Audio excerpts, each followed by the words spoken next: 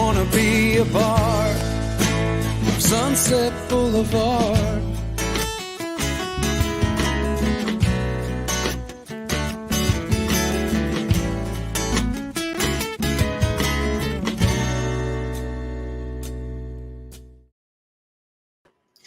So we're going to begin tonight with well, I'll be honest, it's a bittersweet statement that I have to make. I am excited for this news for her, but it's still difficult for me because we have bonded in a great relationship, but she's going on to do some more fantastic and wonderful things. I want to congratulate Megan from the Avery Center. I just got news. I just read the email a little bit ago. I'm still a little bit, if you will, verklempt because I found out that she is stepping down from her position with the Avery Center to move on, and any more involved active position with another organization about trafficking. I love Megan with all my heart, and I hate to see her go from the Avery Center, but I am thrilled that she is being able to do what she's doing now. So congratulations. All the hard work, the 10 years has paid off, and I am thrilled that everything has come to fruition for you. Megan, again, congratulations. Hey, everybody. Zach here with with PACT and President and Founder Community Pay It Forward, Community Dare to Care. We're going to be doing things a little bit different tonight. Our goddess of the grape is not feeling that well this evening. So what we're going to be doing is we are going to be bringing in a great friend of mine. And as a matter of fact, I was on her show last night. So it's kind of like, well, oh yeah, I'm going to have you on mine tonight. And that's kind of what we're doing here. But we are thrilled to bring in Zita from Zita's Healthy Beginnings. Hello, Zita. How are you doing? I'm fine, Zach. Thank you so much for having me this evening. Hey, that's not a problem. Like I said, I think it's fantastic that we're able to do this on consecutive nights, and we're bringing you on because you, my dear, are our first program of the One Hope Wine fundraising event of the year. So wow. We are going to be teaming with Stephanie Samos, who is going to join us on Friday, on our Friday show. And we're going to do our little bit of the show then. But right now, Stephanie, even though she wasn't feeling great, she's still a champ, and she's still got this part done. And right here is the QR code that you can use. And through the month of January, anytime you visit One Hope Wines using this QR code, Zita's Healthy Beginnings will receive a portion of your purchase. So you buy 2 or 3 bottles of wine, and Zita can help create hospitals and teach doulas and do all the wonderful things that she does in the world of training mothers how to be mothers and health for babies. And the one thing that we want to do right now is, Zita, I'd like to bring you in on this and ask you, please tell us a little bit about Zita's Healthy Beginnings. How did you start this wonderful program? Thank you again, Zach, and thanks to our audience for this wonderful time, first time of the year with this wine business. And I tell you what, when I got your email this afternoon, I said to myself, this is no coincidence. There's no such a thing as a coincidence. As far as I'm concerned, everything is divinely designed to be. So yes, I'm so happy to share with your audience about my organization. My name is, as you know, is Sister Zita Iwuoha. I have lived in United States now for 20 years, and I'm a nurse and a midwife. I have worked in different settings with pretty much women and children. And I like the question you asked me, what made me to start this? So I'm glad you asked. My this whole intention started with my personal life story. I'm gonna cut it short. When my mom was pregnant with me in Africa, when at that time is the time that Western medicine wasn't really in vogue, and people were not really running to them. They were pretty much using the traditional, birth attendants and stuff like that. So my mom was 7.5 months, almost 8 months pregnant with me, and she unfortunately got bitten by a strayed dog, and Mm. she had to be forced almost to really sit at the back of my father's bicycle and travel 30 miles each way to get the anti-rabies that protected her and myself from the disease. And after that was not easy. She did that for 7 good days, and thank goodness we were safe. After I was born, about 4 to 6 weeks, I caught bronchitis, and my mom had to take permission from my father's kindred to take me to the hospital to seek for medical help for me, because I literally stopped, really sucking breast. And at that age, you couldn't really feed a baby anything else other than the breast milk. And my father's kindred declined, and my mom went out of her way against their advice and took me to this hospital. This time she walked 30 miles each way, Wow. to the hospital, and had to stop in between to really breastfeed me. Got there at sundown and was sick, and I was sick, of course. Long story short, we were treated, and my mom had to make that journey back to the village. But on her way back, she was so afraid to meet the kindred who did not permit her in the first place to take me out, because it was too early at that age to take a baby out. And she instead went to her dad, and her dad was the chief of their own town.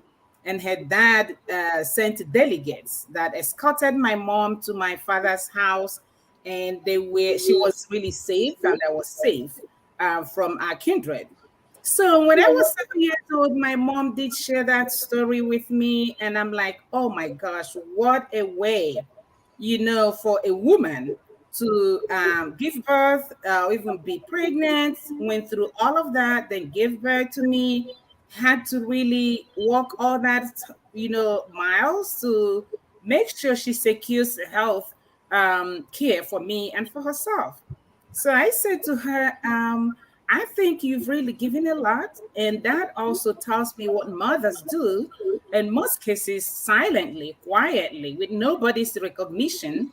And I said, when I grow up, that I'm going to be a missionary and go around the world helping mothers to actually raise their kids and really have safe birthing and safe pregnancy, and to make sure that kids are healthy.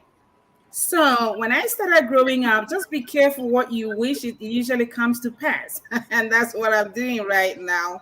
I've been to different parts of the world, both Europe and America, here, Africa, doing the same thing, and that is working with women and children. When I came to the United States 20 years ago, I found out I was a little bit disappointed, because my hope was so high. I thought every woman here is being cared for and their babies are healthy and stuff like that. Come to discover that no, that was not the case. In fact, United States right now, research has it that we are one of the highest maternal and infant mortality recorded in the in the history of the World Health Organization and UNICEF, and that's not really funny. So about 7 years ago, I asked myself, what should I do to really make an impact? As a midwife, I know that birthing is a good thing. It's a happy thing, not a life, you know, sentence for any woman or even the baby for that matter. But that was happening, still happening, unfortunately. So I decided to found Zita's Healthy Beginnings, and what we do is to work with community individuals, work with organizations to reduce the incidence of maternal and infant mortality here in the United States and elsewhere in the world, starting our program right now in Nigeria.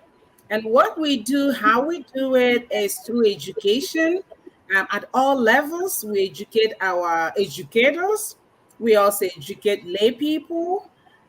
We do advocacy. I talk to people in authority at any time, whenever I get a chance, for them to recognize what is going on in this country and what is going on in the world in terms of maternal and infant mortality. I also do training of doulas, and I am really hoping to build a place where I can do that more here in the United States and also do it in Africa. And we also do farming, which we just started just last year. And I want to tell you, I sent you an email that has one of our first set of harvest for the plantain and bananas and all that things, and it's organic. We encourage women to get into their environment and make use of it, till the soil, plant vegetables, plant fruits that will really help them to feed their babies healthy food, so that they can be healthy both in their mind, body, and spirit. And I do podcasts, as you know, and that's also another medium that I'm using to, let people know who I am and what I do. So, yeah, that's all I do in a nutshell. Thank you. Well, you don't only do one show, but as we were reminded here quickly earlier by our great friend Brian Gibson, you are also hosting his show, talking about what they're doing. And you guys entrusted some funny looking guy to do an intro for you guys, and he misspelled your name. That's okay. I fixed it though. I fixed it today, and I've sent it in, so it's all fixed now. But boy, that one guy, he sure is kind of dense sometimes. So. But yeah, so you're really getting into this because you just celebrated your first year doing World of Women, which is a fantastic show, and we're thrilled to be able to share World of Women here on the PAC channel. If we could ever get our stuff together, we will just show it live, but it's a little hard to do that sometimes. But yeah, we're thrilled to have that on there because some of the stuff that you talk about and some of the women that you bring on are just so inspirational, not just for women, but truthfully, if men would watch and if they would take a little bit of time, you can learn a lot about what's going on. And I think that is, if we try to learn about each other a little bit more, I think it's just going to, it's just going to make our lives a lot easier, one, and a whole heck of a lot better. I would like to commend not just your mom, but every mom, because that story, Zita, to me tells the strength and dedication of a lot of mothers out there who, well, she's just a housewife. No, Yeah, I know. no, that's not true. 8 months, 8 months pregnant, being on a bicycle. Mm-hmm. On a rough road. Yeah. There you go, on a really rough road. And Right. I'm about I just look like I'm about 32 years pregnant, but I couldn't get on a bicycle on paved streets. So, being on a motorcycle is enough. And then walking that 30 miles with an infant that you have to stop and breastfeed in I don't know much about where you were at, but let's be honest, it probably wasn't the friendliest of places to have a young child and a single mother there, was it? No, it was not. It was not. Yeah. Tell me this. This is something that what you've already mentioned how the United States has the largest average of mortality rates in the world, which is just devastating to hear. How different is the training from here to, say, Africa? I know that there's going to be differences because of technologically advanced United States to not so advanced in Africa. How much difference is there in that training? Yeah, so that's a lot of difference, and like you rightly pointed out, technology and innovation has really helped the Western world, to advance in healthcare in so many different ways, including obstetrics and gynecology. But when it comes to birthing, I know that the history of the United States and birthing in the 18th century or prior were really focused on it was same as what was going on in Africa. People were able to recognize birthing mothers, recognize doulas, recognize their skills and their talents, and recognize people who were naturally gifted, who could get training, on how to support a woman who is pregnant, who is birthing, who is supporting her baby after birth. And also, they were recognizing the importance of breastfeeding the baby, because I believe strongly that God made that breast milk for the baby, and I think all animals on the planet always feed their babies with their milk. We are the only ones that decided to do otherwise. And that's really hurting us a lot. Prior to the 18th century and 19th century, that was the practice. People go to, even obstetricians and gynecologists go to women's homes and deliver them. And that was exactly what my grandfather did up until 20th century. He went in people's homes. You did not have to go to the hospital. Hospital is not a place to give birth. It's in the maternity or birthing homes. That's where women give birth to babies. So they will go to people's villages, go to their homes. They use a lot of natural remedies. They help them. They ate the food from the soil. There was no such a thing as artificial food or tinned food and stuff. Women really were practicing the cultural way of how a woman should be, what she should do, what she should not do while she's pregnant. And there was a lot of time that women had at that time with, being in their family, raising kids, having enough time to breastfeed their babies, and bonding with babies. All of that were really happening in a very natural way. Now, when you compare that to what is going on right now in the United States, and the past, let me say, 20 years now, women are becoming the breadwinners, more of the breadwinners of the family. About statistics has it that about 65 to 70% of American families are run by single moms. So you think about it. A single mom has to fund for the rest of the family when she's pregnant, when she has a baby, after the baby is born. So she gets little or no time to even take care of herself, bond with her baby, breastfeed the baby, and support the baby the way she should. And now we are left with all these postpartum complications that we Mm-hmm. are having today. And you see a lot of mental health issues among young people is so alarming, especially women. And all of this is, a combination of lack of rest, lack of sleep, lack of financial support. In fact, social support is critical, but that is lacking here also.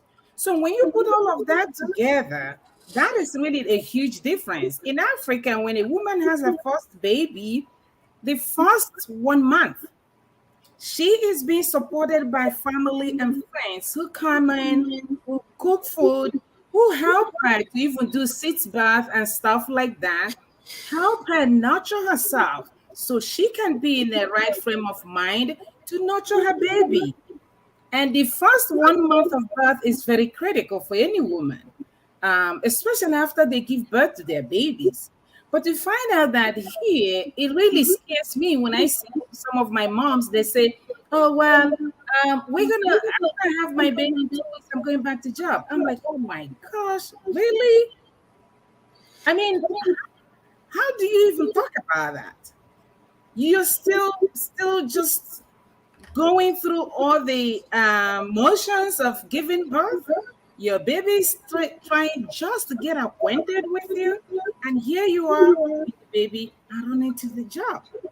And it's so heartbreaking for me. I And wonder. I wonder a lot of times, Zita, how much is and can you explain to some of us, because Brian brought up a really good point here, that America, we've lost the position of the midwives. What is a job of a midwife? What is the job of a doula? yeah, so we have really lost the role of the midwife. That is so true. I agree. So the midwife is different from the doula. Just if you have an idea of what a nurse, a registered nurse, and a CNA, an assistant nurse, that is the relationship that exists between a doula and a registered midwife. And they do a little bit extra, especially here, because they are being trained to also, some of them are beginning to really go the extra mile of helping to really catch the baby, learn more about that. Basically, a doula will assist the woman when she's pregnant, and she does that through home visiting. She can also connect with her on the phone. They talk about, what is the month? What are you experiencing? Are you following a doctor's appointments? Are you registered with the midwife? Where are you going? How is it coming? Are you taking your prenatal pills? So all of that, and then planning. What is your plan after your baby is born? And the nurse and the client will really take time to bond with this doula, who will hopefully help her all through pregnancy when she's in the hospital or in the birthing center trying to give birth to her baby. To answer some questions, I don't know if you have witnessed when a woman is in labor, a lot of them are not with it. I mean, like they need a lot of help. They're not answering questions well. First time moms are even worse, they need that support, everything they need. So the doula is there to render those services, especially those of them now who are like first time moms who are also single mothers.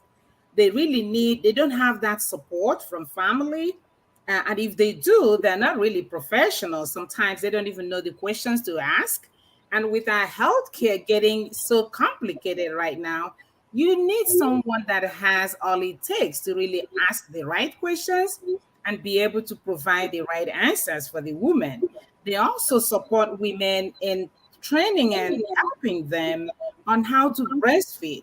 Because no matter what you do or say to a pregnant mother about breastfeeding, until she holds the baby in her arms, she's not going to get it. So you learn more as you do it. So now a midwife in my country and other parts of the world midwives are very critical. You don't need a doctor. I keep saying that you do not need a doctor to be pregnant and have your babies. Yes, you can go when there are issues, and a midwife stands there to tell you because she examines the woman. She knows what's going on with the woman. She listens to the heartbeat of the baby. She knows what to do. She's trained to do just that. She's trained to deliver the woman safely and soundly. The only time that a midwife will refer a woman is if she's a first time mom and having problems, if she is older than 35 years or younger than 18 years. So because these are really the critical, ages where we pay attention because we consider them as high risk mothers. So other than that, a midwife is so equipped to take care of everything about a pregnant woman from the first day she gets pregnant to the day she has her babies. And in my country, as we speak, what we have a lot is maternity homes, birthing centers. You hardly hear a woman going to the hospital except she cannot give birth to her baby. And that is very, very minimal. It's about 2% of women will have that kind of complication. Here in the United States, I'm sad to say that midwifery, the midwives and doulas and the pregnant women rapport very well. But I'm sorry to say that doctors have hijacked this profession. And it is all about the finance. It is all about insurance. It's all about money. It has nothing to do with any complications because I have worked in other parts of the world where they have little or nothing. And women give birth happily and healthy. You don't have to go to the hospital. Right now, unfortunately, insurance has made it in such a way that we cannot even get away from it. But I applaud women who are like me, who are still talking and teaching and empowering midwives and doulas to get up and take back their power, do what they need to do. A lot of midwives are no longer interested in doing it because insurances and hospitals are coming together, and they have seen the benefits in making money from pregnancy, childbirth, and all that. So it's like a fight, unfortunately. But yes, that is a big difference in Africa and here in the United States. How much interest have you been drawing with women who say, you know what, I want to get back to doing these procedures, get back to actually caring for these babies as they come into this world, because it's something that those first few moments are so important in a baby's life. Yes. How much interest are you drawing with your program to get women to become involved with getting back into being a doula or midwife? Yeah, so as a profession itself, few people are interested in doing that for the reasons I've mentioned. Mm-hmm. One is they say, when I become a doula, it's really hard to get customers because insurance does mm-hmm. not even compensate doulas. That's another war we're fighting. And we're like, why would you not? Especially the Medicaid, you would think that they can really support these women because these women have the fundamental training, teaching, education, and then support, physical support to give to women. When women in the hospital with the doctors, I'm afraid how many minutes a doctor gives a patient. Mm-hmm. It's minimal. And when it comes to breastfeeding, you need more time. You need patience. So those of them who are really interested and really want to help are doing it, but not so much because they know that they're not making money or much money out of that. Now, the midwives are really interested, but what is interesting about midwives not really getting it, many of them, is because the training institutions are not many. So you only have, like in Pennsylvania, we only have one university, and what is that, in Philadelphia. I mean, can you imagine? So you don't really have, and then it's the master's degree that they have, the midwifery school. So in my country, we have women who are doing midwifery for 2 years training, 3 years training, 4 years, up to doctorate, and that gives a whole lot of, support to women at different levels. But here, it's not happening because they're not allowing women who are interested in midwifery to even start from like their first degree, second degree, or into doctorate. So that's where we have to start to correct this, because if you really want to change a system, you're going to have to find out where the problem is and start from there. So that's what I have noticed, and that's what the issue is, that we're not getting a lot of people interested in embracing this wonderful profession. Yeah, I know that when my second son was born, I witnessed the case of the CNA coming in and taking a little bit of time to try to teach my son's mother how to breastfeed, but after 2 days they just threw their hands up in the air and said "bleh" and walked away. Right. One of the other things that I wanted to say about this is that I think you brought it up in a point, and I think it's so true, is that these first time mothers that are having baby, their support a lot of times are first time fathers, and let's be honest here, a first time father, we don't know what's going on either. So we're kind of, we're just as lost. And yeah, while we're wanting to support, we are just as lost. I mean, we can be there to support. We can be there to say good things. You're doing great, sweetie. You're doing fantastic.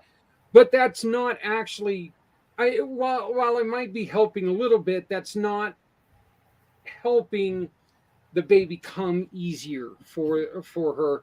And I know that there were a couple times where I felt like I was just being a hindrance. So my first son was born a natural birth. My second son was born C-section. So I've got to see both sides of this story, and both times, honestly, I was just absolutely very little help, to be honest with you, because I was just confused and lost as anybody. But so what would be something that would help you, other than just the financial aspect of what we're trying to do here?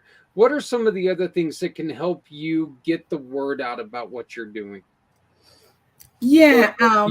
Or help you do what your aim is? Yeah, so I think sharing, I always believe in sharing and creating awareness. Any opportunity that I get, I like to do that, because I know for myself, even if one person heard me and put it into practice, that's saving life. One life is so significant. When I visit my mothers in their homes, and back to what you were talking about, men, really, naturally, that's not your gift. But I try, when I'm educating the mother, I try to say to the man, please, can you join us? Because you might be thinking that this is women's affairs, and it is true. It is like 90% women's affairs, but guess what? We need that 10% from you. And that will really go a whole long, way. And when I'm demonstrating with my dolls, I even say to them, can you hold it? Can you just hold this and see what I mean? It might look really silly to you, But when that time comes, I'm telling you, you're going to be shaking like a jelly, So I'm like, but I like to prepare you when I'm also preparing your partner. That way it will be a smooth sell. So that's one of the things I want to also include in my program is to prepare the partners, the guys, because honestly, I know that guys cannot really do it unless they get support. In fact, they need much support as much as we're giving the women, because some of them could really help when the woman have that breast milk expressed. They can take their turn to feed the baby. So if they learn how to do that, honestly, spare the woman a couple of hours at night, that will go a long way to help her to remain sane to take care of the baby. So, yes, we really need men and we need to help them, educate them, encourage them, empower them, because guess what? The baby is for both, it's not just for the woman. So, Yeah. yes, please sharing my message there, Word of Women podcast, letting people, if they want me to talk on their own podcast or invite me even physical to come talk. This is what I'm doing for the rest of my life, is supporting women, supporting families. And any opportunity I get to do that gives me so much joy, because that's all I want to live for. Making sure that our young ones are growing up the right way. And that right way is making sure that their mothers are able to give them that breast milk that they need, that is so critical. Not only that is critical for them, it is also critical for the mothers. Because look at what is going on these days. We talk about cancer, of all kinds of cancers going on. Yeah. This is happening as a result of lack of breastfeeding among women. They may not believe that, but research has confirmed it. If women are committed to breastfeeding, even their weight, cancer, ovarian cancer, breast cancer, uterine cancer, all those cancers are being minimized almost to zero if women commit to that. Isn't that an extra thing? Plus, it helps them even to space their families. It all needs commitment. And I want to teach women how to do that because it is possible. I have lived in countries where women did it. And it's the same anatomy. There's nothing different about living in the United States or living elsewhere as a woman. It's all about your environment and what you're doing with your body and how you want to train yourself.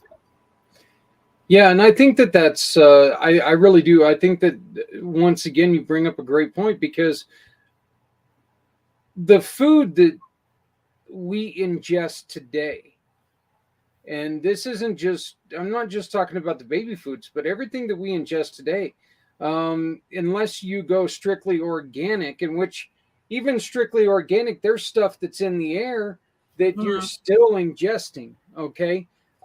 There's still stuff that's in the air that, it ain't going to go away anytime soon. So it's still getting on the food, still getting into the crops, the stuff that's fed to the animals that we eat. There's still stuff in there that's not meant for us to put into our bodies. It's one of the reasons why our kids are larger than they've ever been I before, know. Yeah. because of these chemicals and stuff, Right. so it's just, there's so much that we're putting in foods where, yes, it sits on the shelf longer, but there's another point. How long is too long for something to sit on the shelf? Mhm. um the recently we had the formula shortage, and imagine how much, how many people would have been in a better situation if they would have not needed Right. that formula. So these are such wonderful lessons that you teach them. Tell us a little bit about World of Women. I've got the address up here where they can watch World of Women live every Tuesday night at 8 p.m. East. Tell us a little bit about World of Women and what you're trying to accomplish there. Okay. Yeah. So World of Women, like I said, is also an offshoot of Zita's Healthy Beginnings. It's another outlet that I feel is very important and necessary for women to, and men actually, to come together, to listen to me as I, periodically share my experience as a nurse and a midwife, and to know, to learn, and really to empower them as well. In that, for them living their own individual lives and trying to raise families.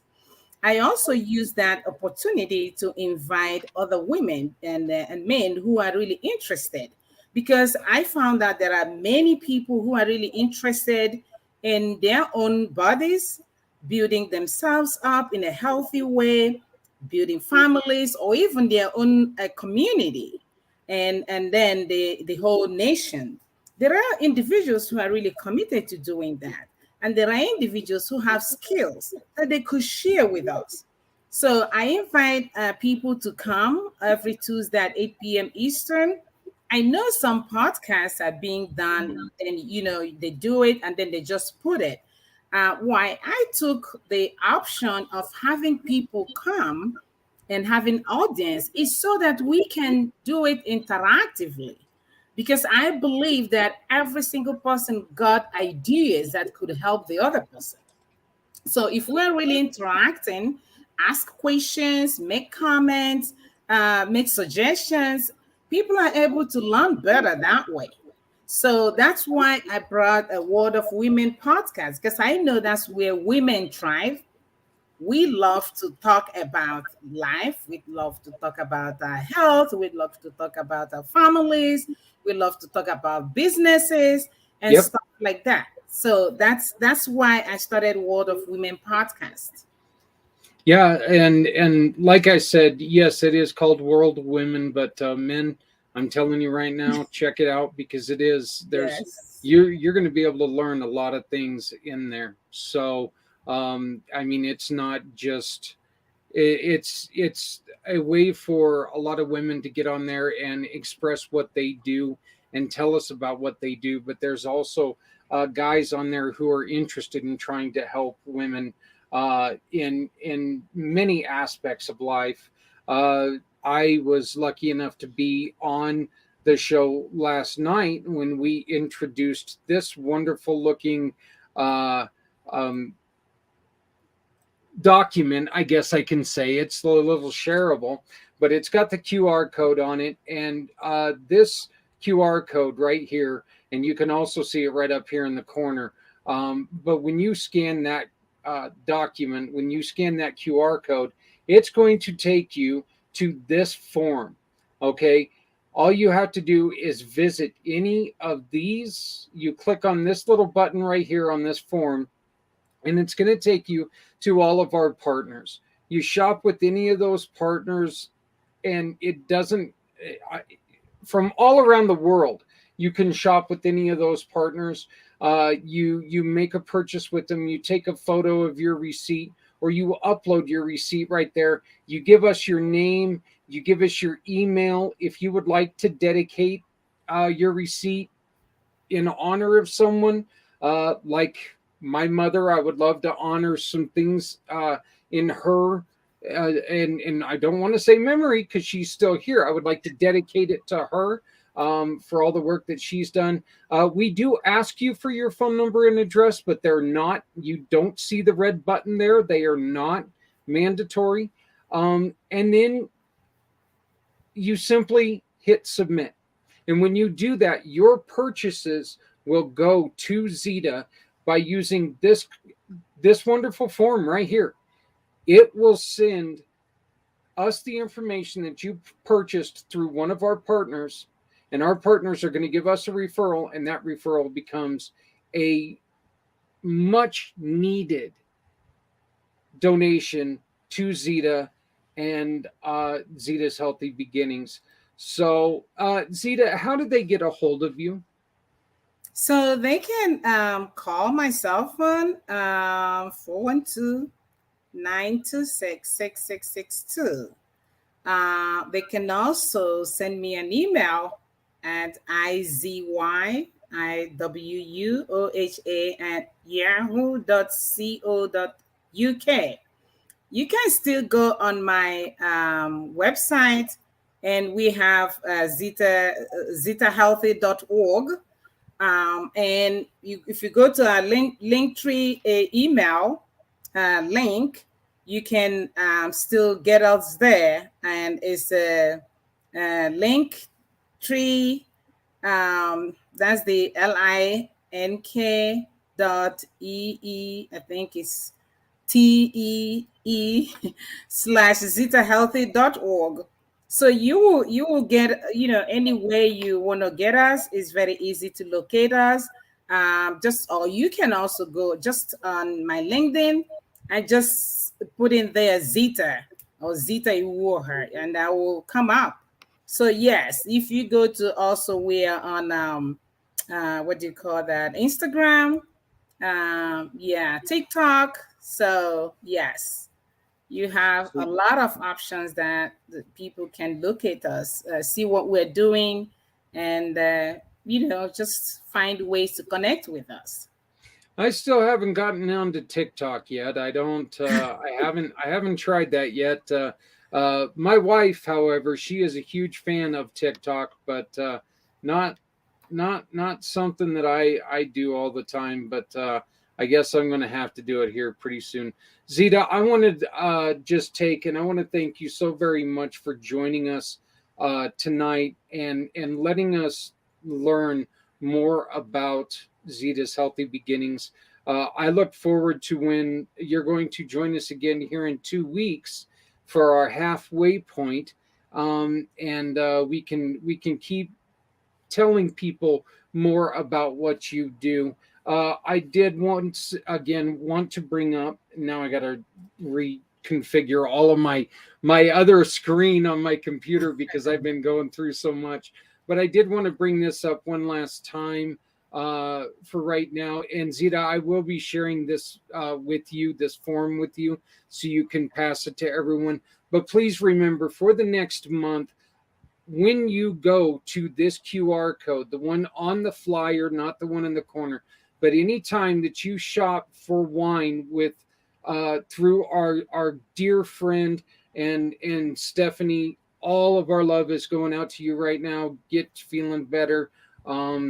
We've got some exciting things that we're going to be doing in 2023 with Stephanie. So, but you shop with that QR code to get your wine, celebrate birthdays, events, everything that you got.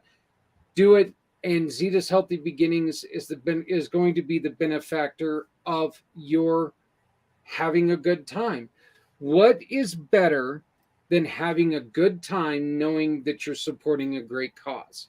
Absolutely. I can't think of anything that's going to be any better. So just help us out, help us make a huge difference, and help us continue to support Zita's Healthy Beginnings. And again, if you look over in the corner, way over there in that corner, you can see the QR code that will sponsor Zita's Healthy Beginnings through the Community Pay It Forward program. So Zita, again, thank you, my dear. I look forward to talking to you again here in about 2 weeks. Thank you so much, Zach. And I really appreciate what you're doing. It's not easy, but please keep up the good work. And I know your blessings are already coming. And thank you, and have a wonderful rest of the evening. Well, thank you. Thank And thank you for joining us on such short notice. But thank you. Hey, everybody, you can also go to right here, which is our Facebook group. We're going to get Zita this information, and she can post to this Facebook group about what they do. This is another great place that you can go. Stephanie is very, very active on this page, giving you some great recipes with wines, some wonderful things that you can do with different wines, introducing different wines. So please make sure that you go to our group page every month. It is someone, it's another wonderful organization like Zita. So, but thank you, Zita. I appreciate it. Have a great evening. Thank you. You too. Bye. we are going to be back here in a little bit with we're going to be talking about some of the misnomers of nonprofit world. There's a lot of times that people don't understand what goes into a nonprofit, why a nonprofit fails, things like this. I did a little bit of research today, and I came up with a couple pages that I'm going to read some information to you. It's some really, I find it interesting because nonprofits truly are something that we really need in the world. There's different situations that we need to help people out with, but we will be right back.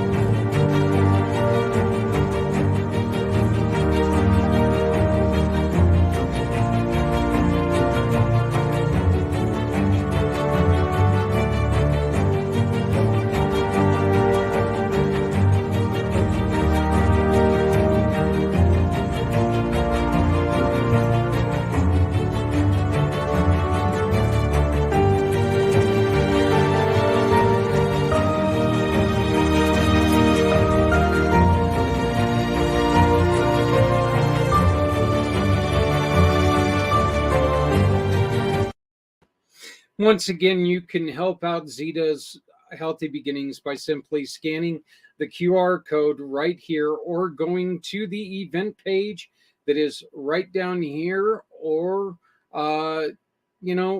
just join us on Friday when we're going to be talking to Stephanie, and you can learn more about some of the great things that we've got going for 2023.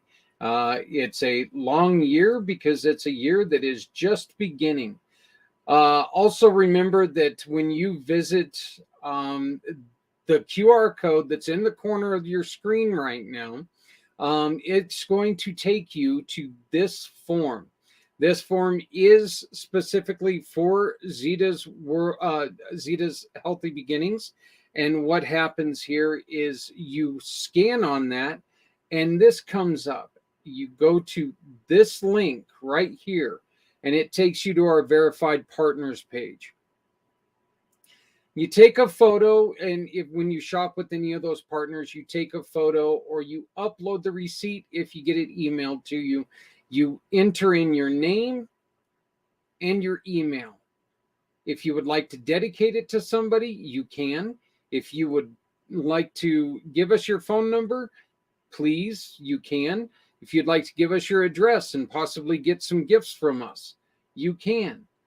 You just add, would I like to be in the email blast, the text message program, or the mailing list? Let us know which one we can send you further information about, and then you simply hit submit. So the only things that are required, one more time, are the photo or the upload of the receipt, your name, your email, and then submit. That's all we need for you to take and make a huge difference by simply shopping with some of our fantastic, much needed partners. We've got February 22nd coming up, and it's coming up quickly. February 22nd has become the day when Community Pay It Forward dedicates the entire day. All but 2 hours of that day is dedicated to trying to create the conversation to save veteran lives. We get together with a lot of our partners, with a lot of our friends from all over the world, all over the country, to learn how to create those conversations that are going to save lives. Some of our great friends, as you can see, are O'Sullivan Law Firm, Auxilia Donor Management Systems, Z World Webs, Rider Justice, SCA Bookkeeping and LLC, Autumn Dahlia Creative Services. And look at this. You're going to see a great familiar name here. Our Mrs. Stephanie and her husband Paul and the Samos family. They've also donated, and they're taking a huge part in our program on February 22nd, starting at 4 a.m. in the East, 2 a.m. right here in the Mountain Time, and 1 a.m. Pacific. And why do I bring up Pacific? Because like last year, we are going to bring on my dear friend, my great friend, The Rev, who has his show every Monday and Friday right here on the PAC channel, is going to be joining us and kicking us off in his own unique way. And he's going to throw a prayer our way. You can join us for that prayer if you would like. But he's going to give us the religious aspect of what we are doing. All we know is that we're asking you to please donate or please dedicate 22 minutes of this day, at least 22 minutes of the day, to listen to an interview or two. And as we talk about how serious of a problem this is, and this is not a problem that is just stuck in the world of our veterans. This rolls over into the life of our civilians and all of our friends. So please, please, please make sure that you dedicate at least 22 minutes of your day to watching Community Mission to Rescue 22.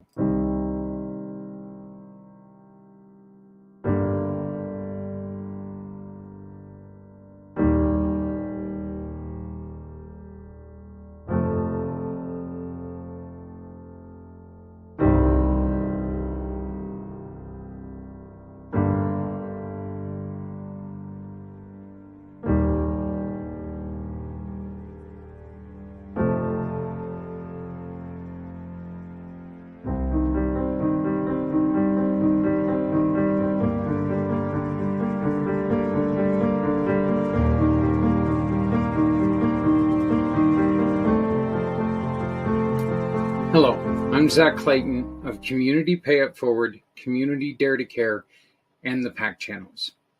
We have two choices. We can either sit around and hope this goes away on its own, or we together can do something about it. Join me and my wonderful sponsor partners, Scott O'Sullivan Law Firm and Rider Justice, Z World Webs, Auxilia Donor Management Systems, and Autumn Dahlia Creative Services, as we introduce programs from around the country aimed at helping our veterans and discuss the importance of conversation and listening. Together, you and I can move mountains. Let's save lives.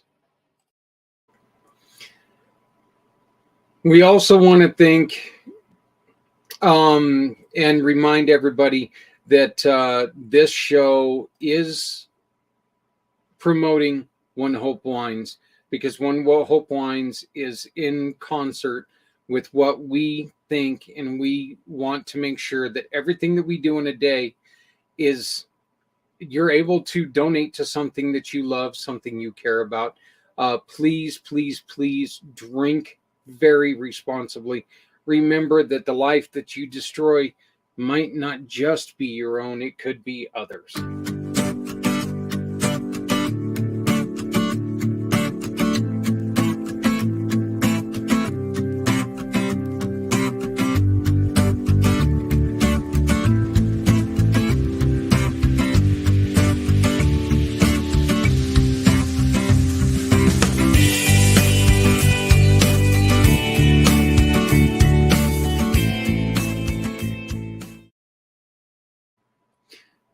I want to once again thank Zita for joining us from Zita's Healthy Beginnings and World of Women. Please also remember that Zita does host a show with great friend to the show, Brian Gibson, every Monday night, talking about the his information, the Project Die Hard Monday Mission podcast. So please, please, please make sure that you check that out. Go to Project Die Hard and you can find out the times and where that airs. We are trying to get that to where we can also broadcast that on our airwaves as well. We will let you know and be sharing that with you as soon as we have all of that information. So thank you, Brian, for joining us tonight and putting your, giving us your information and all the, I love the fact that you put this in there, that it is a culture. That's one of the huge differences between the United States and everything else is, our culture's a mix of a lot of cultures, but there's still, there's still a point when people in, we'll call them the old countries because they're older than we are, except for to our natives and this is their old country. But those who have known that way of life and that way of life only, there's a little more pressure on them to remain in that way of life. I hope that makes sense. And I hope and please understand there was no disrespect meant in that. One of the things that I did today was I was taking a look because there's a huge misnomer on what the word nonprofit is. This was something that I struggled with when I created a nonprofit right after my accident. That my first foray into the business world was going to be a nonprofit called Biker in Distress. And that unfortunately there were things that there were mishaps taken, wrong ways taken, and I lost control of it. But learning a little bit more about it and trying to build community dare to care, we've been doing a lot more studying on it. And I know that every day there's somebody else who thinks, I don't want someone else to have to go through what I went through to be where we're at. Okay. Each and every one of us always goes through something that we would like to take and protect somebody else from. And so I wanted to bring you some facts and some information about those, what it takes to become a nonprofit. And these are very, very few facts. Please understand that. This is not a full list of everything. Believe me, it's not. As somebody who's already had to go through a little bit of the paperwork, this is not even close to everything. But a not-for-profit organization does not earn profits for their owners, okay? First off, there is no such thing as an owner of a nonprofit. Founder, yes, but not an owner. I guess you could say that you're the owner of a nonprofit, but the truth is that you work for the people. So that's really, really hard. It's like anybody saying that they own our government. They don't. They work for us. So there is no owner of a nonprofit. All the money earned by or donated to a nonprofit organization is used in pursuing the organization's objectives and keeping it running. This is one of the places where, it being as vague as it is, I think this is one of the times when I wish they kind of would tighten up what it says a little bit, because I think it leaves it a little bit vague. Because you know what? You can go out and make some stupid purchases and say it's for the cause, and it's not always for the cause. There's a little bit of leeway that you can get around. The IRS, we all know them. By the way, I want to make this mention again. The IRS right now has a great program to where they are rewarding nonprofits and businesses with W-2 employees who stayed in business through the pandemic.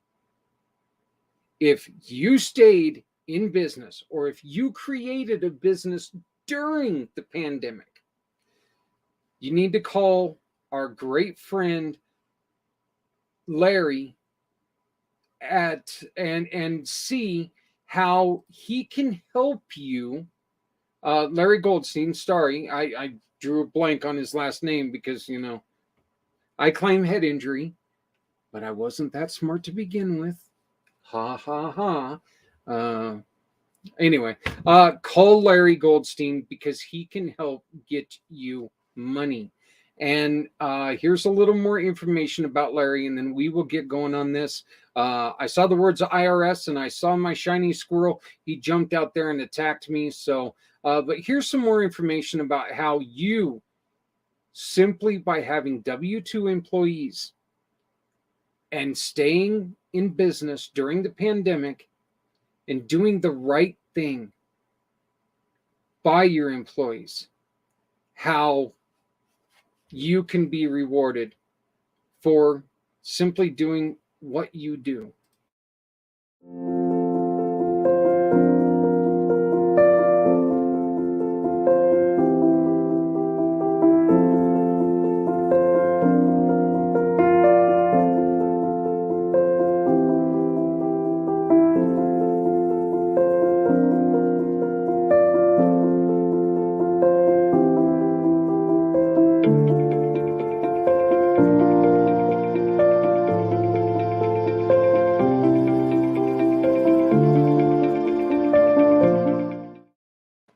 Okay, so where we were going with this, before, like I said, I got attacked by my shiny squirrel.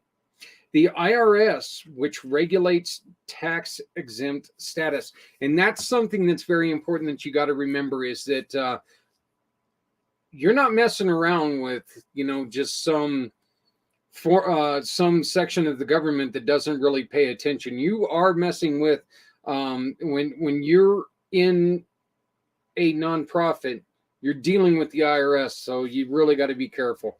But the IRS allows a 501c3 nonprofit to pay reasonable salaries to officers, employees, or agents for services rendered to further the nonprofit's corporation's tax exempt purposes. Most nonprofits have paid staff. The thing that drives me crazy is when people hear nonprofit and they think that it means no pay. Okay, that's not true. The fact of the matter is a nonprofit, to be a successful, to be one of the forefronts of what they do, they need someone to watch it like a hawk. Our great friend Brian Gibson, he does this using his retirement. He has vowed he'll never take a salary. He has that option. And I'm telling you right now, that's fantastic. That's awesome. That is awesome. Okay. But it is not a bad thing to have salaried or hourly employees to help you maintain and further your goal on no matter what industry in the nonprofit status you work for. So please remember, please, I beg of you, nonprofit does not mean no pay. If you have a nonprofit where you don't have somebody who's watching it like a hawk, you've got a hobby. You don't have a business. Okay. It's in a non-for-profit organization, all funds either earned or donated must be used for the group's objections and paying its running costs. Okay, that's where nonprofit comes from. At the end of the day, the program cannot show that they make a profit. They can't have money sitting in a bank that is unjust, that it doesn't have a designation. Every penny that you've got in a bank has to have a destination to go, whether it's advertising, whether it's salaries, whether it's an event, whether it's something like that. Every penny has to have a destination. Okay? That's where the nonprofit comes from. You can't sit there at the end of the day and go, hey, we can all go on you know what? We've had a great year. We've raised $500,000 and we don't know what to do with it, so we're going to go on a trip. It's not like that. You cannot have that. So, again, nonprofit means that you have no money at the end of the day that's not dedicated to something else. So, nonprofit funds never go. Oh wait, many nonprofits have a lot in common with for-profit organizations and use similar business and management techniques to run their enterprises. What this means is, you know what, you business plan is required. You need to run it like you got to run your employees the same way. You got to treat there's nothing about a nonprofit, the way that you hire and keep your employees their health and well-being in line is very important, and that's just like a regular business. Every non-for-profit organization has to maintain compliance with the state agency that regulates its charitable organizations where it's based. Every state is different. Okay, every state is very different on how a nonprofit runs. Every state that you work in, you have to file a nonprofit. We ended up doing that with our great friends at Marie Barney Boston. She filed the paperwork here in Colorado so we could raise money here in Colorado. So another beautiful, beautiful, beautiful woman that we love dearly, and we've had her on our wine event as well. Common 501c3 rules and regulations. I would like to credit Mr. Nick Price for this. This was written by Nick Price. 501c3 code is an IRS classification or classifies them as tax exempt, not having to pay taxes on donations and on the funds they raise stretches their dollars, making it easier for them to continue to provide valuable services for the community. So once again, this isn't them saying, well, we don't have to pay taxes and we're doing that to save money for our program. No, there is no money for the program or for a new jet ski or whatever. That's not what a nonprofit is. If there is at the end of the day, then you've got somebody who's not running a nonprofit correctly. Some of the types of 501c3 organizations. Federal tax code lists several different types of organizations that, once again, they don't have to pay income taxes. Some of the basics are charities. Zita's, we've been talking about a lot of them here. Marie, Barney, Boston, Project Die Hard, and of course Zita's Healthy Beginnings. Hospitals, religious organizations, and that's one that sometimes that's one that gets used and abused, and that's one that just bugs me. Educational institutions, scientific organizations, literary groups, groups that test for public safety, groups that foster national or international amateur sports competitions, and anti-cruelty organizations to animals or children, sorry. Again, very liberal. A lot of those are very, very easy to skirt around. There are some, and I'm not going to list them. I'm not going to name them. I'm not going to name them. As much as I would like to, I'm not going to name them. I wrote out and was part of a group that went and not protested, but we went and we made our voices and our engines known in front of this building. But they are a church, and they are set up as a religious organization, and their goal in life is to not allow or not respect people with different sexual preferences, and they tend to boycott our veterans and our heroes when they die. And this is one of the most despicable group I've ever seen in my life. And I will be honest with you, if you belong to this group, I don't apologize for that.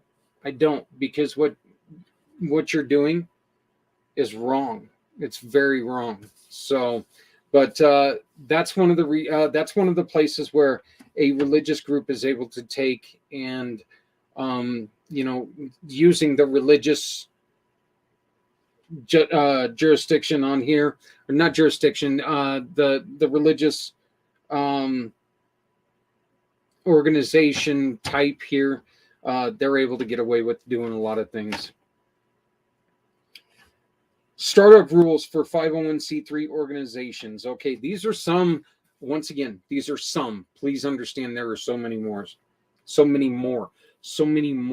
I think I started thinking of s'mores and s'mores, just like rolled out of my mouth. S'mores. Some more. Okay, now I want a s'more. Damn it. A 501c3 organization. Damn it. A 501c3 organization typically begins when a group of people share a common goal of starting a nonprofit organization to fill a need within their community. There are very, very few organizations, 501c3 organizations, and especially when it comes to something in the community, that are started from a great place, okay? Somebody has fallen into something that they've struggled with, and they started this organization, and we've heard the story of Brian, where he had to pull the gun out of his mouth. We've heard the story with John of Martyred Angels that just tears me apart. Reading about Bladen drowning in the family pond at the age of 3 years old. We were blessed by Megan telling us her story. Again, Megan, congratulations, my dear. Congratulations. There's so many organizations out there that are doing that started because they came upon a hole, and they found a way to bridge that hole to where they could get over it and help other people. So utilize their knowledge. After carefully choosing a name for the organization, the founders get to work writing the articles of incorporation. Once again, that's something that you have to do as a business as well, your articles of incorporation. The articles of incorporation must include the corporation's name, contact information, the purpose, registered agent, founding directors, and information about shares of stock, because once they are filled, they become public record. That's why no owner. In most states, founders file the form for the articles of incorporation with the Secretary of State. By the way, you want to check on the validity of a nonprofit? Go to your Secretary of State, type in that organization where it says search for a nonprofit. If they are a true nonprofit, they will be listed there, and you're going to be able to find out that they are in good standings with the Secretary of State. If you have reservations about a nonprofit, make sure that you do your due diligence, please, because if you don't, and look, there's a lot of times that nonprofits do start this and they don't always know all the rules. There's a lot of rules. I mean, that's one of the things that we're trying to do right here. There are a lot of rules that you have to know. Organizations usually have to designate an incorporator. I love the way that they put that in parentheses, because who signs and files the articles of incorporation with the proper authorities and pays the appropriate filing fee. That's where the lawyers come in handy. Lawyers have done this before, and there are some people who go out there and they do this all on their own. God love you. God bless you, because you are a stronger person than I am, because there is so much legalese that I ain't touching it. We're going to do it properly. When we do ours, we will be hiring an attorney, and they'll be doing it. They will be our incorporator. So, because I try to be a smart person, but I ain't that smart. So, the founding directors write the bylaws, which outline how the nonprofit runs, including the rights and responsibilities of the officers and the directors. There was something that was put on here, and it's very, very, and actually we're going to talk about it a little bit down further, but he was talking about, you got to be careful when somebody asks you if you want to become part of the organization and they want to take everything on. Hey, do you want to be my such and such in name only? Yeah, be careful when you do that, because that's, and I am very guilty of this.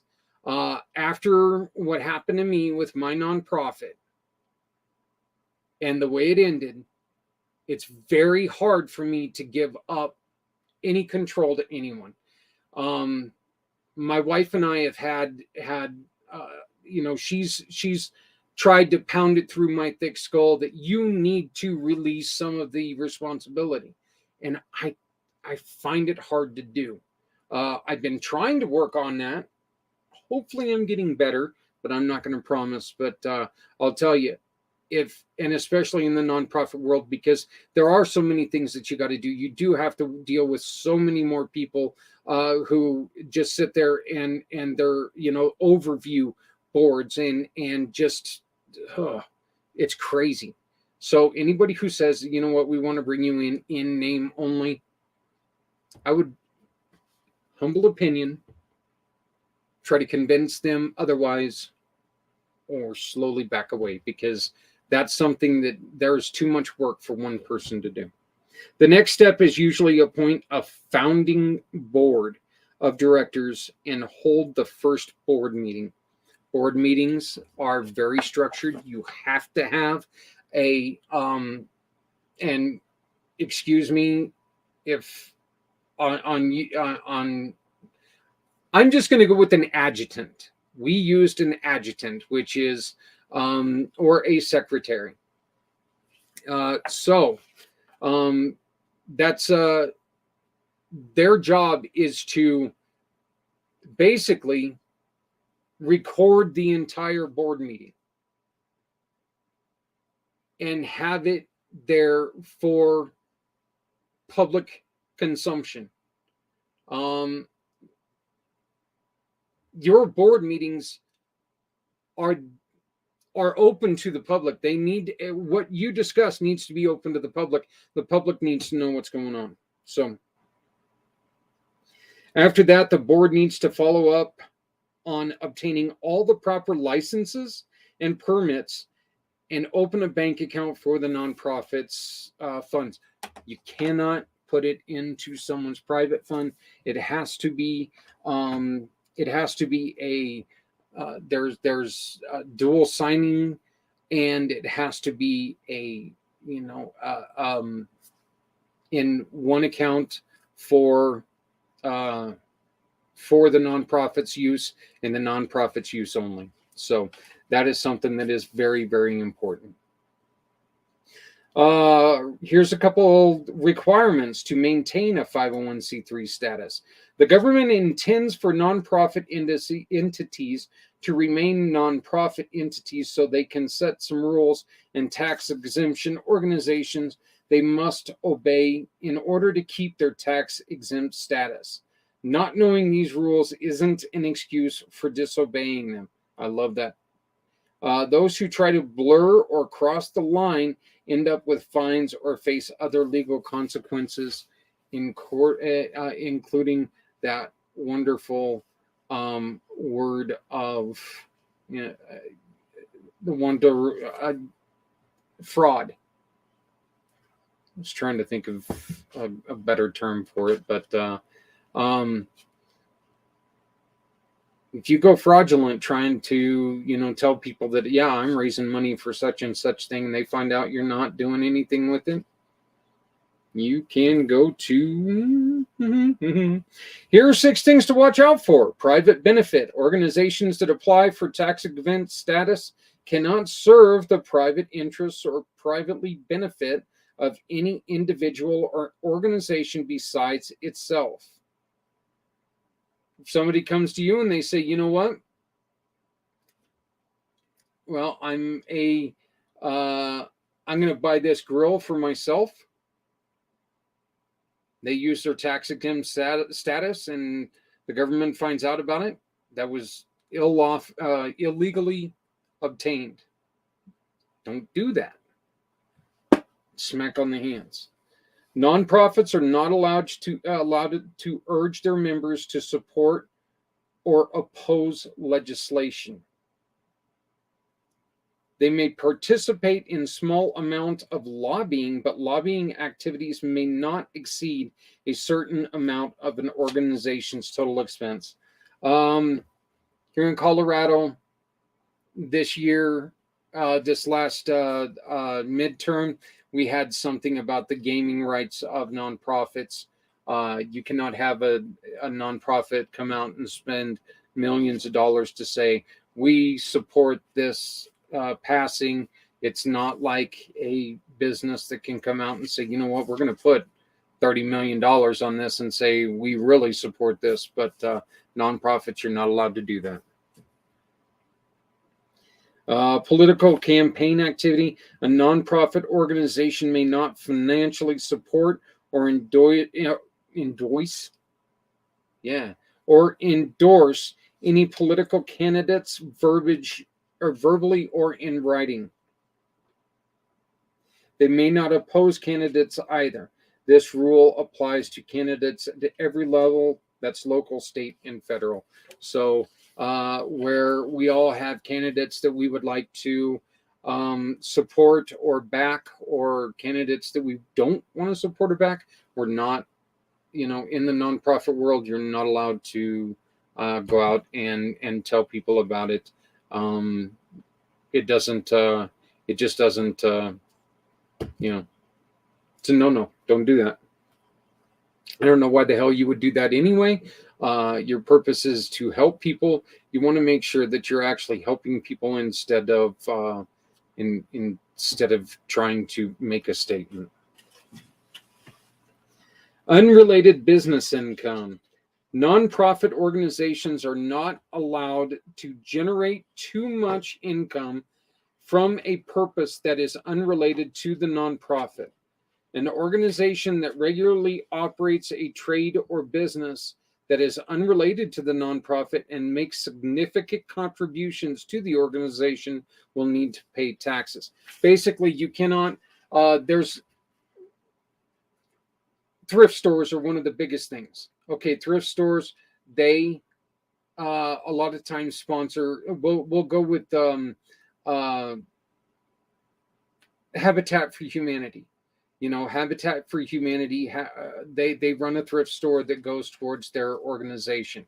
Now, if Habitat for Humanity would all of a sudden come out and Habitat for Humanity in Greeley would write a check for $30 million to Habitat for Humanity, the organization, IRS is going to go, you did not sell $30 million worth of used nails this month. Okay. Can't do that. So that's where they're going with that. Annual reporting obligation. Nonprofit corporations still have reporting responsibilities like the Form 990. They must also be responsible for things like tax on unrelated income, employment tax, excise tax, and certain state and local taxes. Churches and other church-related organizations do not need to report income. Another thing I'm not sure if I'm too thrilled with, but I don't have to be thrilled, right? Operate in accord with stated nonprofit purpose. This is a big one. Okay, an organization that makes a big shift from being unprofitable to making money needs to refile as a for-profit entity and to pay the applicable fees. That means if at the end of the year you have money in the bank that did not go where it was supposed to, that it's not dedicated to anything, it's just sitting there, you are no longer a nonprofit. You have to have everything, every penny has to go to something. You cannot show a profit. 7 reasons why nonprofits fail. I would like to recognize Tracy Ebarb for this. Veteran fundraiser for the National Association of Nonprofit Organization and Executives. This was one of her writings. 7 reasons why nonprofits fail. Empty optimism or pie in the sky dreams without proper ingredients to bake a pie. Damn it. We had s'mores a second ago and now we're talking about pie. This lesson in futility is going to make me even fatter just because of the sweets talk. So, basically, some organizations will falter because the leaders simply did not accurately calculate the amount of support that would be available and the alliances and partnerships they would need to support their humble beginnings. Very guilty of this in this business. So this is not just in nonprofit, but when you first get started, there's a lot of nonprofit. When you start up a nonprofit, they want you to tell them what your finances are going to be in 10 years. That's hard to do. Even in the best of times, it's hard to do. So, but again, you still need to take and you need to guess. Look, I'm going to need, 30% of the money to come through donations, 25% to come through the thrift store, yada yada yada. You know, you need to make sure that you're focused on what you're actually going to need from people. So when you go out there and you start talking to people about where this money is going to come from, it's better for you and the growth of your organization, along with, you know, having an organization. Lack of a sound business plan is recipe for disaster. So, values vacuum or poor organizational development. This one strikes a nerve. It is far too common for autocratic or self-focused. This is what I was talking about earlier, about if there's a guy out there who says, I got this. This is what I was talking about. And wow, that's the first time that's come up. My little nice little Wi-Fi button just came on.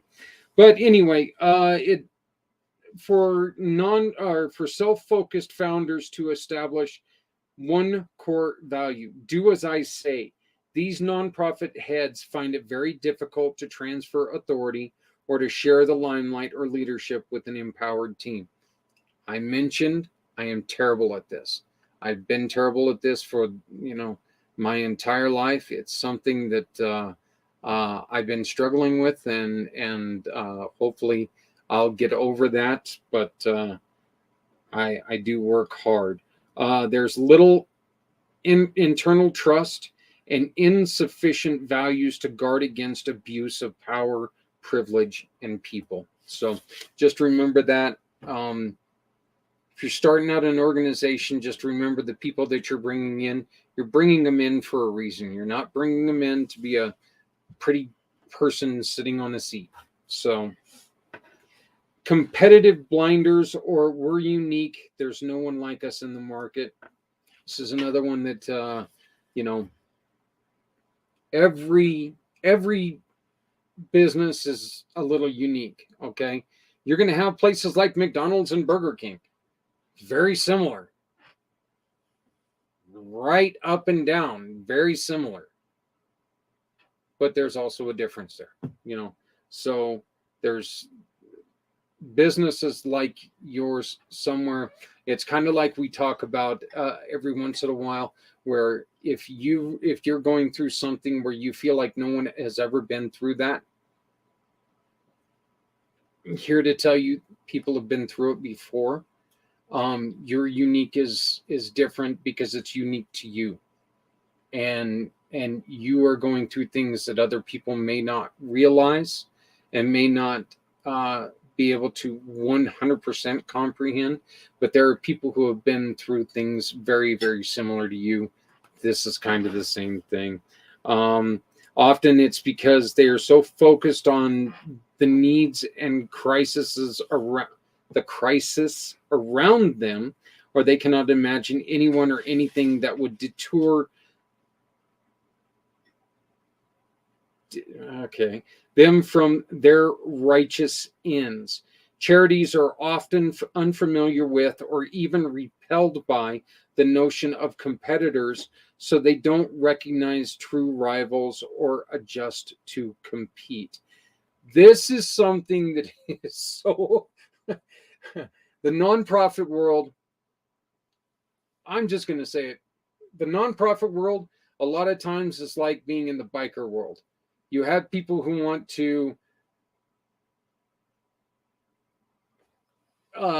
claim territory, you know. Well, and this is something that Community Pay It Forward has actually had to go through. We're not a nonprofit, but we had to go through somebody telling us that we were stepping on their toes. How we're stepping on anybody's toes, one, and why you would even claim that too, I don't know. This blindness also manifests itself in a lack of research done to determine if there are other organizations doing the same thing with the basic same goals.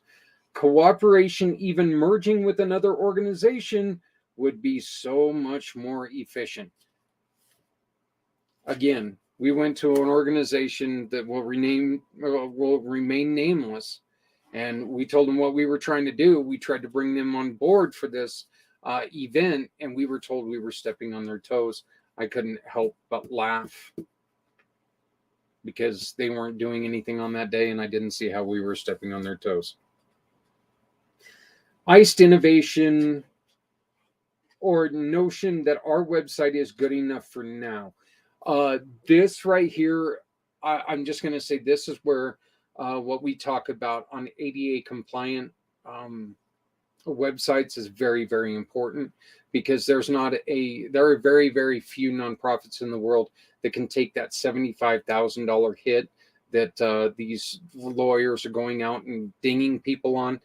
There are very few nonprofit organizations that can take that hit on the chin and survive. So please remember, all you nonprofits out there, make sure you are finding out and finding people who can help you with your ADA compliant websites. It is critical, because if you get hit, are you going to survive? Can you take $75,000 and pay off this bill and go, yeah, I don't think you can. Partly because it's not in your budget. What the hell would you even name that? Yeah, we got, this is our portion of the budget for when we get, because we didn't do something we should have done, we get hit for. I'm not sure if the government would see that right. Mobile access, mobile devices, and the experience of the internet has changed user expectations and has also provided nonprofits with more level playing field.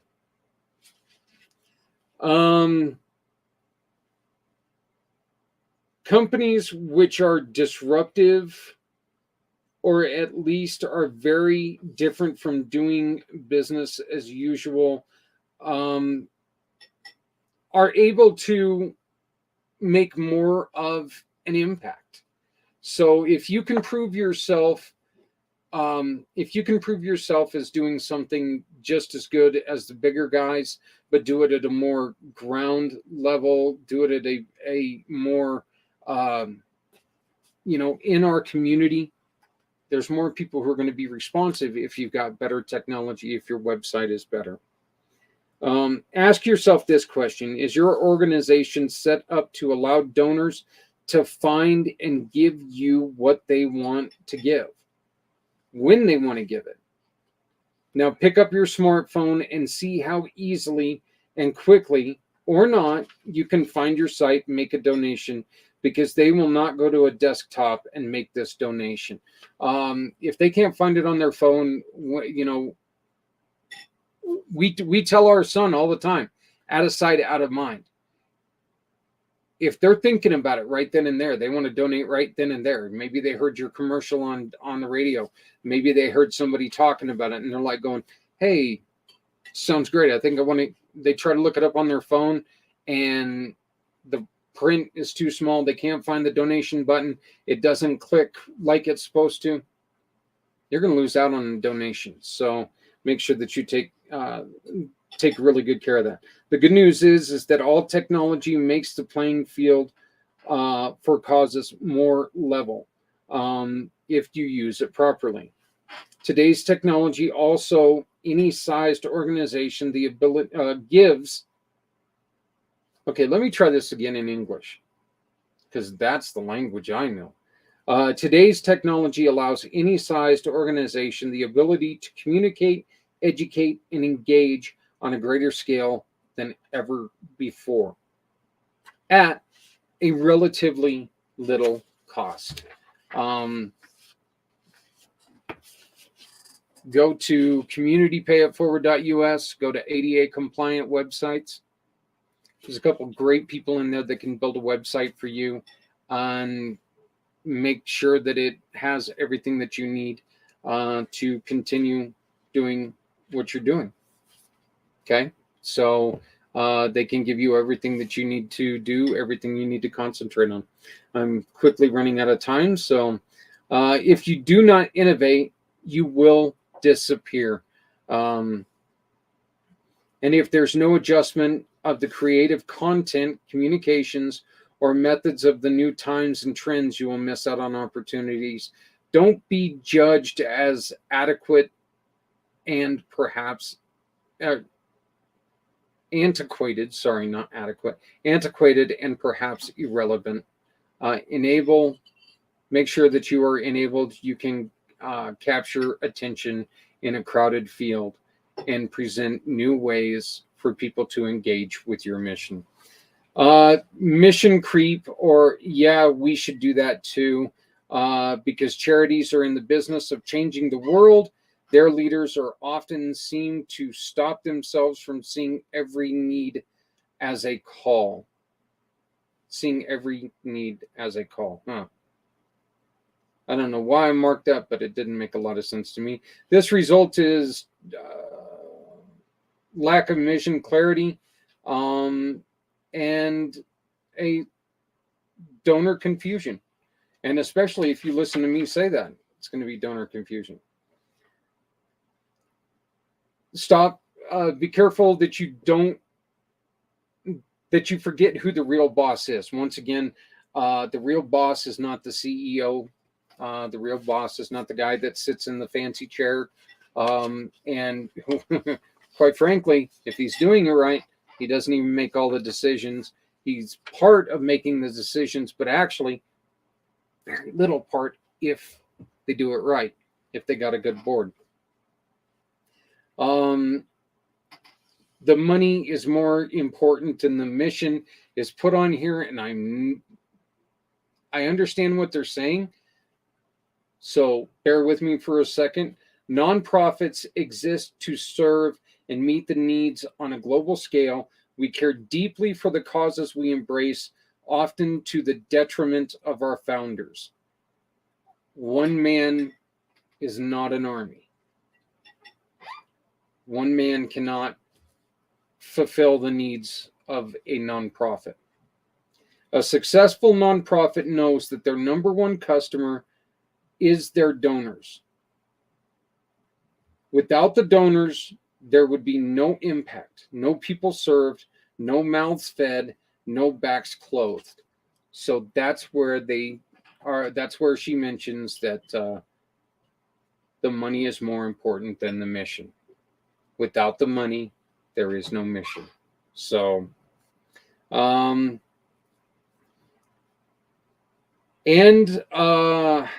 fear of information is the last one that she mentions.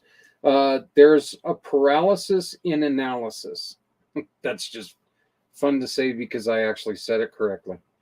There's a real and present danger for organizations who dive too deeply into studying the data of their donors at the expense of personal relationships. And I just really like that because you're going to forego somebody because of some analytic. And when that happens, you're going to lose out on a customer. That's one of we mentioned that about the ADA compliant. Why wouldn't you want somebody who's who's got vision problems? Why wouldn't you do everything you can do to make sure that they can see your website, because they are they're a potential, if not a more viable customer, if they're less likely to go out and shop in a store when they can sit at home in the safety of their home and shop from a computer. If you eliminate that for them, they're going to move on to somebody who's got it. Here's a couple things that common mistakes of failing nonprofits fit into the categories below. Not having a qualified leader, no website or poorly designed website, poor planning or record keeping. Again, you've got many people watching over you, so be careful. Marketing only to large donors, not thinking of the smaller donors are just as important. Remember, every dollar you have today is a dollar you did not have yesterday. And nonprofit does not mean tax exempt. Know your tax laws of your state. Over 50% of nonprofits fail. It's just a true fact. Over 50% of them fail. And not knowing what you need to know, ignorance is not bliss in this account. If you don't know the true laws, if you don't know what you need to know, it can really, really put you in a very, very bad situation. So please make sure there are a lot of great programs out there that help deal with nonprofits. We have a lot of nonprofits that we work with that would be glad to talk to you because maybe you're in a like-minded situation and you just want to kind of learn what they've went through. These people are out there to help other people. That's what they're there to do. Yeah, they're there to make sure that they've got, accessible resources for people who need their information. But you know what? The more that you know about them, the better they are, because you can tell people about them when they need their resources. So please just remember, once again, no man's an island. Please remember that you need other people to help you build your nonprofit. Look up information on the internet, because everything on the internet is true, right? But actually, in a situation like this, I did find some really, really good information about nonprofits. And just please do know, nonprofit does not mean no pay. Okay? If you do not have somebody watching it like a hawk, you don't have a nonprofit, you've got a hobby. Make sure that you got people in place where you need people in place, and good luck. Great luck. I wish you the best of luck. I hope to God it comes out, and remember that Community Pay It Forward is here as a resource for helping you get money in your coffers. That's what we're here to do and try to help. So that's about all the time for me tonight, whatever this is. I don't know. This day went somewhere. I don't know. It started really early and I don't know where it went. But all I want you to know is we just want to make sure that you understand we're here to help you. We're here to help everyone. Please make sure that you love somebody out there, because somebody out here loves you. If you're not helping someone, you're hurting everyone, because nobody has to go it alone when we all come together. Join me on Friday when I will be joined by the goddess of the grapes, Stephanie Samos, and we're going to be talking about Zita's Healthy Beginnings and the program that we're running to help support her. So please join us Friday at 3 Eastern, 1 Mountain Time. 2. Wait a minute, that's not right. I just realized that's not right at all. Oh, yeah, it is. Yeah, it is. 1 Mountain Time. I don't know what I'm talking about. 1 Mountain Time, as we do bring in Stephanie, and we talk more about Zita and Zita's Healthy Beginnings. Thank you very much. Have a great evening. Please remember, take care of yourself, take care of somebody else, because we're all we got.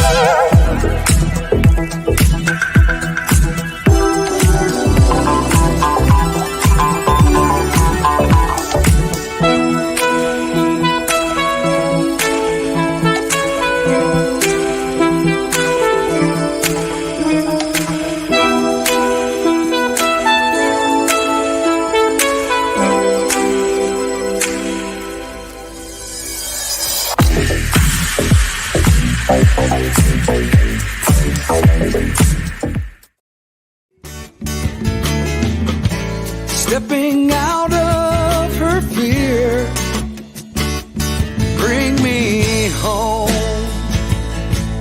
Out alone, show me the way. You wanna be a part of Sunset Boulevard.